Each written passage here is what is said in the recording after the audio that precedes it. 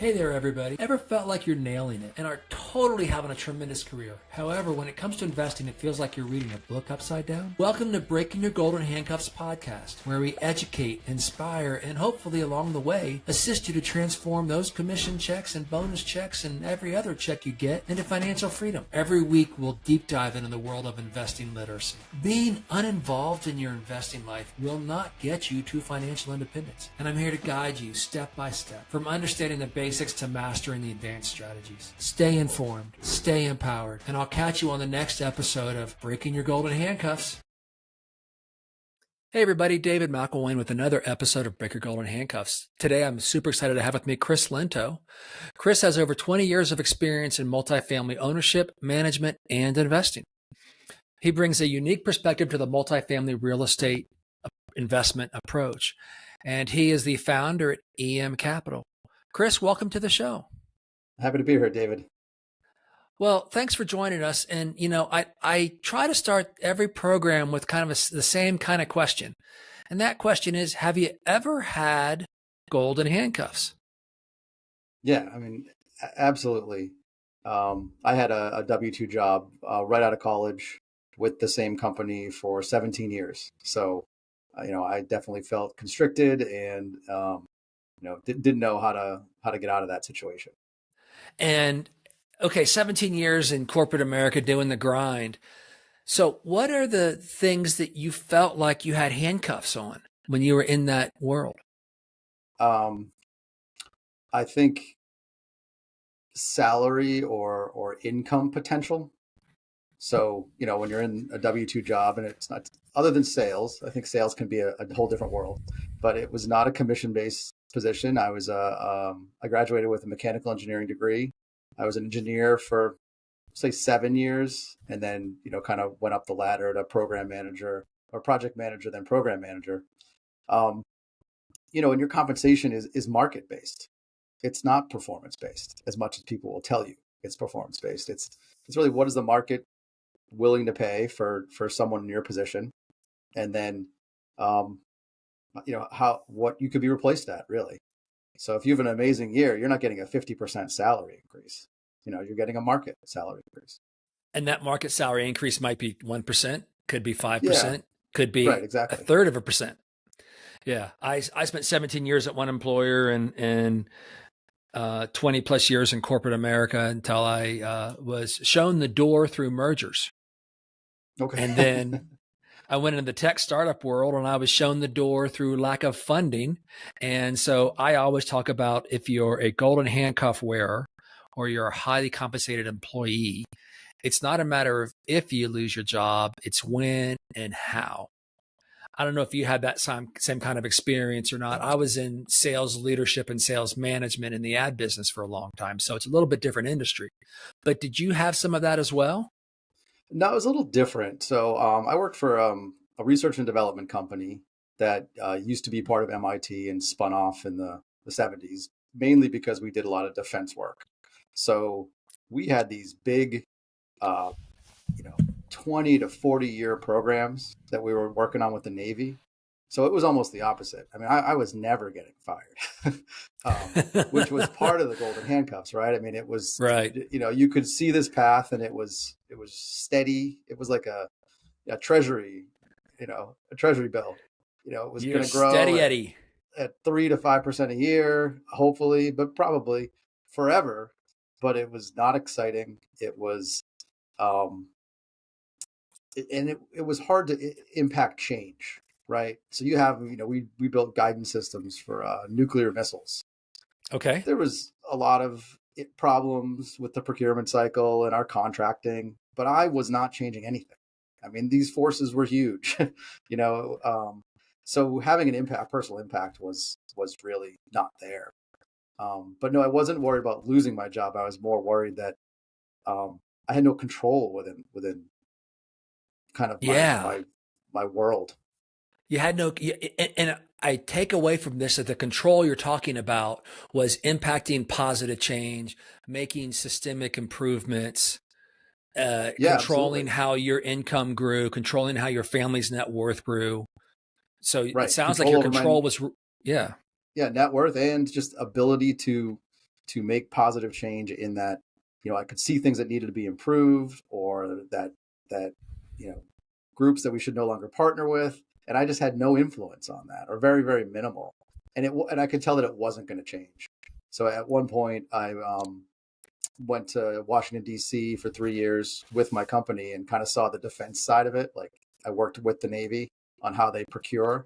So I got to see kind of the whole cycle. Belly of the beast of the U.S. absolutely. Government in its procurement. Yep. And what did we learn? Well, I would say that whole, waste, fraud, and abuse, the government doesn't know what they're doing thing is definitely overblown. I mean, there was good people in the government that were doing their best and, trying to do the right thing. But the bureaucracy is huge. The problems are difficult.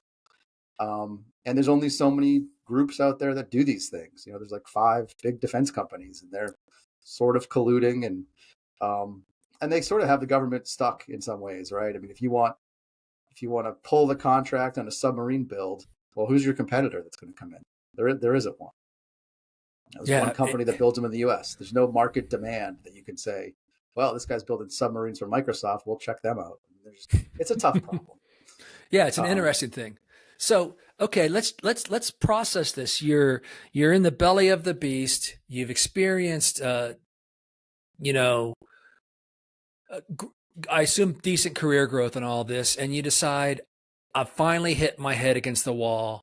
The cherry blossoms are pretty, but I'm going to do something different, right? Tell me about the journey from where you were to EM Capital.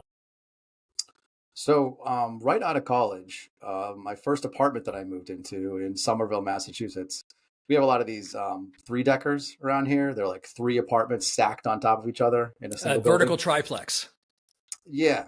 They're all over the place in the Boston area. So I moved into one with some friends, and, we're paying $2,400 a month for our level.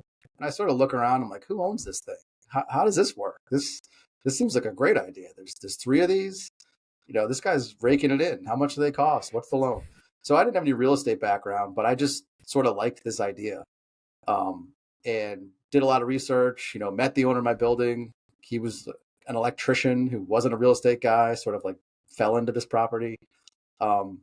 And within 2 years, reading books, talking to people, I had bought a 4-unit, a 3-unit with an illegal basement unit.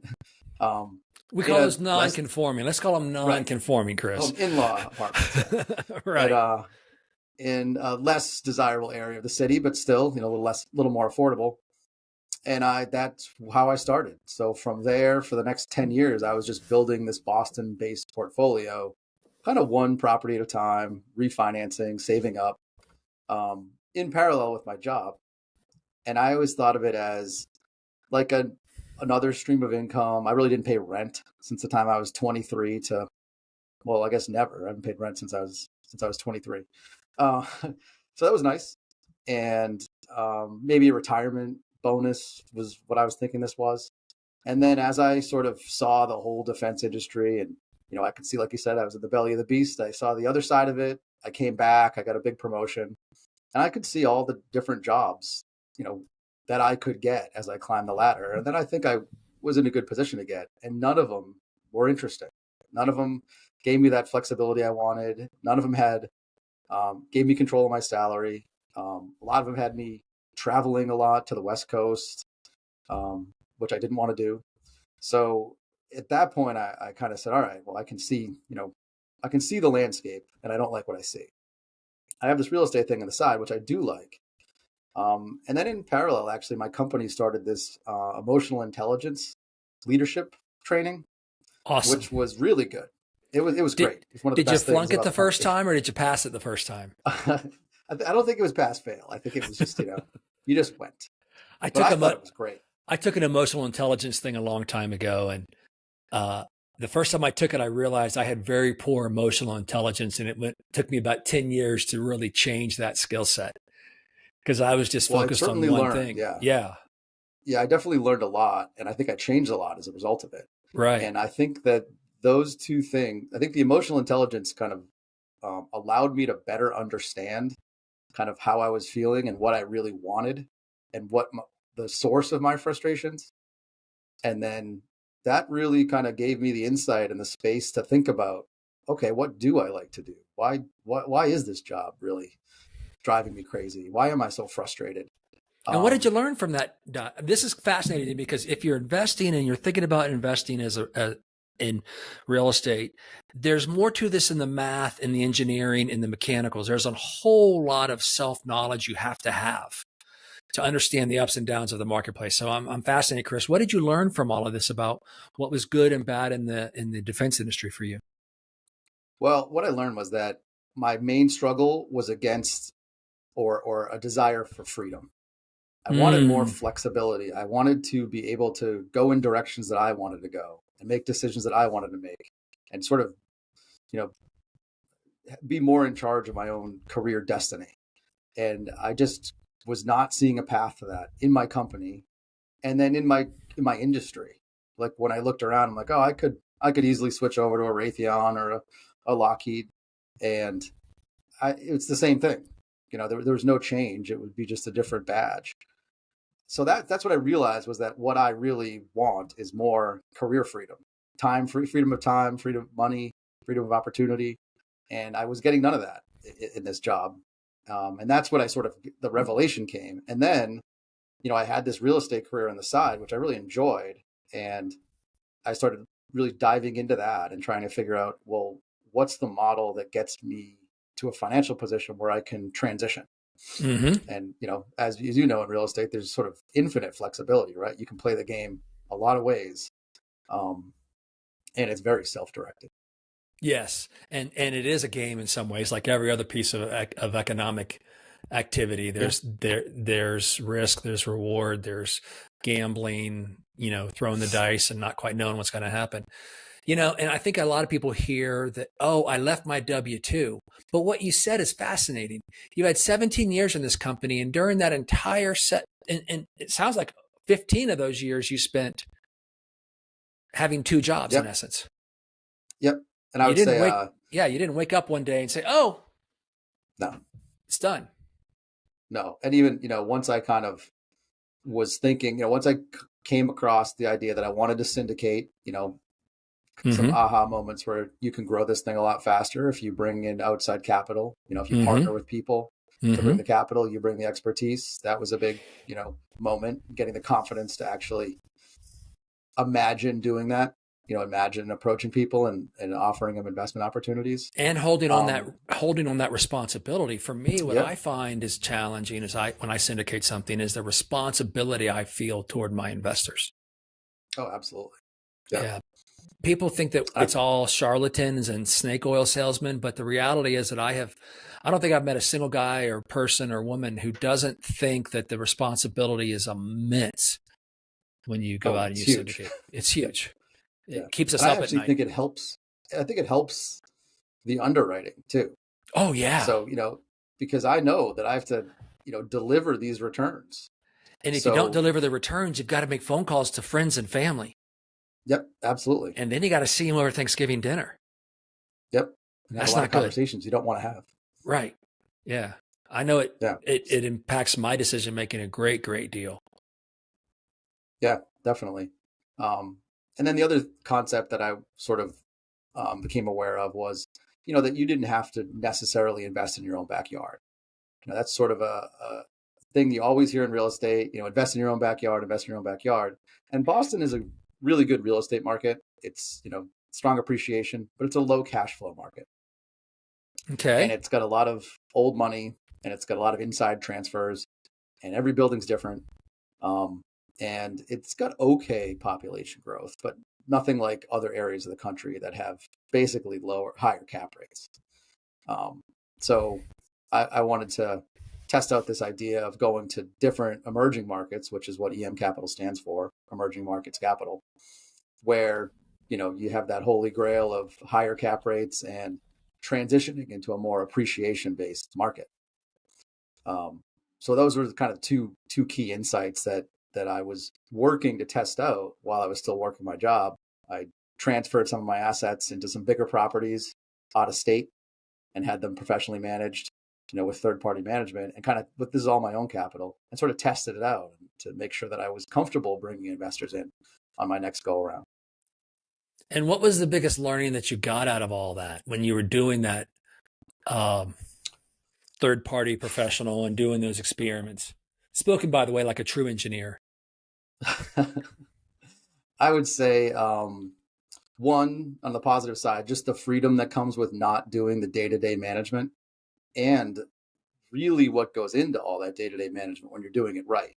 So I was managing my 12 unit portfolio here in Boston, and I was, in retrospect, sort of doing the bare minimum. I mean, I wasn't doing market evaluations on a quarterly basis and raising my rents accordingly. I didn't have a routine maintenance schedule. I wasn't doing anything to kind of improve the residents' opinion of the building, like resident events or any sort of things to make it sticky, so they would like to stay there beyond just the building. And so it was kind of on a positive way, a double-edged sword, right? So I moved to third-party management where I learned a lot about what you should be doing, and it freed me up from doing a lot of the things I didn't want to be doing, like fixing things on a Sunday, or just having the idea that someone might call me with a problem kind of hanging over my head. The tenants' toilets and the tenants' toilets and termites freedom. Right. And there weren't many of those, to be honest, but even one every 2 months is enough that when the phone rings, you're kind of like, oh, is that a problem that I have to deal with now? And then it's not, but it was because you had that feeling for right. A minute. So it sounds like you actually played really solid baseball, to use an analogy here, where you did a single and then you did a double and then you advanced the runner and you did a triple.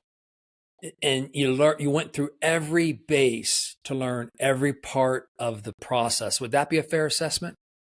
Yeah, I think that's fair. And I think I'm relatively conservative, engineering background. Things need to work. I'm not a very let's bet it on hope kind of person. Right. So yes, I used to say when I was in the sales business, I had a manager who worked for me who said, "Oh, I hope this happens. I hope this person calls me back." And I used to pound a phrase: "Hope is not a strategy." Right. Right. Boy, she hated that. I can see the conversation now. You're right. You can't bet it on hope. Right. Yeah. So tell me, you talked about being a conservative underwriter and about all the experience you've had. What are some of the pros and cons in your mind of buying apartment buildings? Well, there's a lot of competition. It's a competitive market. So I think it's not as easy as, maybe a lot of the educational material out there will have you believe. I mean, What? It does take a lot of relationship development. It takes a lot of hard work to find these deals, to, in the beginning have lenders be willing to lend on these deals. So it takes a long time to get the knowledge and the track record and the relationships to make it a lucrative business. It's not an overnight thing. I think the pros and cons. I mean, I think the pros are that it's a very stable asset class. The U.S. does have a relatively large housing shortage that is actually closing, but not closing fast, and not getting any better, at least in the next, in the near term. So your demand is outstripping your supply, which is a great kind of macro indicator that it's a good area to invest. And it's very understandable too. I find when I'm talking to investors, it's a very tangible asset to invest in. Like almost everyone's rented something at one point. They've been in an apartment building. They're like, I get it. Someone owns it. I paid rent. I mean, it's not that complicated. It's literally not rocket science. It's not rocket science, right? And what do you think that works with investors though, because they can relate to it. They can understand it. Yeah. And if you are an investor thinking about this, that makes sense to you too, I imagine. And so if some of the pros are stability, understanding, demand, supply constraint, what are some of the cons in your mind? Like I said, the competition, there's a lot of people chasing deals out there. So, that can drive prices up, or make things, make the numbers not work on a lot of deals. relative to other real estate asset classes, at least, there's typically not huge upsides, meaning, you can do a value add or, in what I do, which is existing apartment buildings. Okay. You do a value add and add market, increase the market rents, but you're not going to do some value adds like you might do in an industrial property or a office space where you can double the rents. So you're talking about, over the course of time, you get a 2x return. And then in some of those other asset classes, you might get a 3x return, but you've got a greater risk portfolio. Is that what you're saying? Yeah, exactly. So I guess relative to other asset classes. I mean, and then the other con is it's not a liquid investment. Right. It's definitely illiquid. It's illiquid. Very illiquid. If you don't understand that, pay attention to it. When someone calls as an investor and they say, "Oh, I want my capital out because Sally's going to get married and I got to pay for a wedding," the answer is, "Oh, you can't have your capital back." Right. That means you didn't set expectations up front, right? Correct. As an operator, that means that the operator made a mistake. But, I've heard these stories many, many times over, right? "Oh, I need the cash out for X, Y, or Z." Well, okay. There's only one way to get the cash out. And that's to sell your shares at a discount. Right. To somebody, right? Right. And you got to find the buyer, and then it's an ugly process. Yeah. So agreed. So it is not liquid. Yeah. So over this 20-year journey, when you look back a little bit, what's the best thing that you know today that you wish you had known 10 years ago? So this concept of who, not how. Mm-hmm. So when you have a problem or you need to do something, you have the book too. I have the book. Yeah. It's a good book. Yeah. Rather than banging your head against the wall and trying to figure it out, and, coming from an engineering background, I'm pretty confident I can figure most things out, but it's not whether I can figure it out. It's whether I should be figuring it out. And I had this before I read the book. This was told to me at certain points, find the person who already knows the thing that you're trying to do and likes to do that thing, and then work with them, hire them, partner with them, leverage their experience, because people like to do different things. Very much so. Just because you don't like it doesn't mean you're dumping it on someone. You got to find someone that's their thing. They're excited about that. And on one of my properties, we had a third-party manager that we fired, and we had to hire our own W-2 kind of leasing agent and maintenance man to run the property. We just could not find a professional company to do it. Was it two people you were hiring, or two one? People. Two people. Okay. Two people. One in, one out. No, it was we fired the PM company. Well, one inside employee, one outside employee. Yes, correct. Yes. Yep, yes. Exactly. So all of a sudden I became like a mini property management company. I had to, buy Ep4. I had to do all the stuff that the leasing agent didn't know how to do. And this was not what I wanted to do. And I was, I know how to read Ep4. I don't want to be doing it. Right. And I ended up going to one of my other third-party property managers from a different property. And there was a woman there that I had a good relationship with. And I said, "Hey, would you work, 4 hours a week for me in the evenings, just reconciling accounts, making sure that this back end stuff that I don't understand is working correctly?" And yeah, that she knocked it out of the park. So like that idea that, you don't have to do everything. I think I wish I had known that earlier. I think that's a great skill and lesson to share. I know when I was younger in my life, I believe that the solution, if you want it done, you have to do it yourself. Right. And that's an absolute fallacy. The most powerful leaders and most powerful organizations believe in tremendous delegation and tremendous sharing and teamwork. And I think, what you're talking about is the idea that who, not how makes perfect sense. And I do some executive coaching as well. And I had a client that I had read the book, and they came in 3 days later and they ran a business where they were the number one salesperson and the business owner. They gave all of their active accounts to their team because he realized he was keeping the company from growing. Yeah. I mean, it's powerful, and his world's changing exponentially every day because of it, to the good. Yeah. I believe it. I mean, it's a pretty powerful concept. Yes. So who, not how is a great piece of advice. What's a piece of advice you followed that you wish you had ignored? I think that idea that I mentioned earlier of that, you always want to invest in your own backyard for real estate specifically. There's advantages, but there's a lot of disadvantages. So, Especially depending on where you live, right? right. There's some areas that are great to invest, and there's some areas that aren't as good to invest. And you can usually find a deal in any market, but you'd rather be kind of with the tide than swimming against the tide. And then another thing, how those two sort of best and worst come together is before I bought a apartment complex in Florida, I bought one about an hour outside of Boston with the idea that I'm going to treat this like it's in Florida. I'm going to visit it once a quarter. I'm going to have my property manager do weekly calls with me.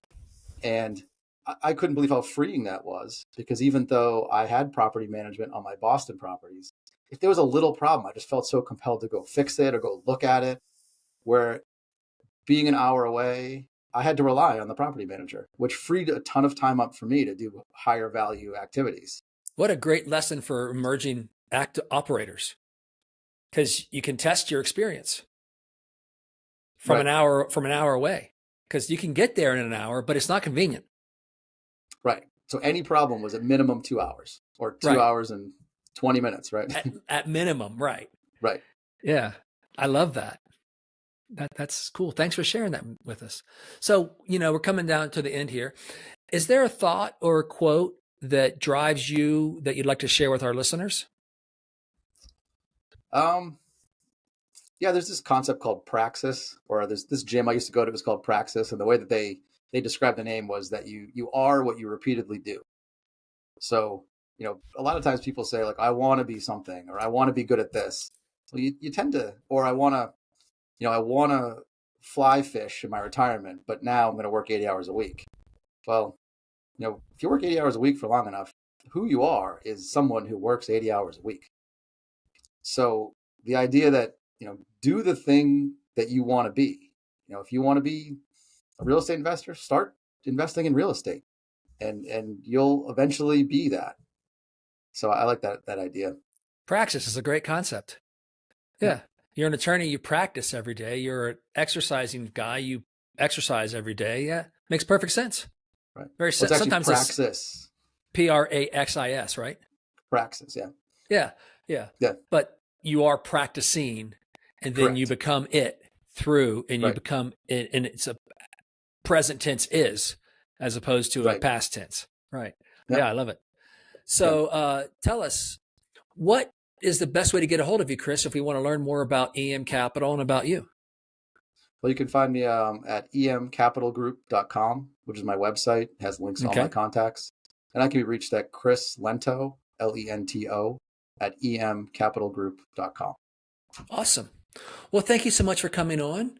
And you've been listening to another episode of Break Your Golden Handcuffs. If you enjoy this show, hit the subscribe button down below and follow us on YouTube. Thanks for listening, and have a great day.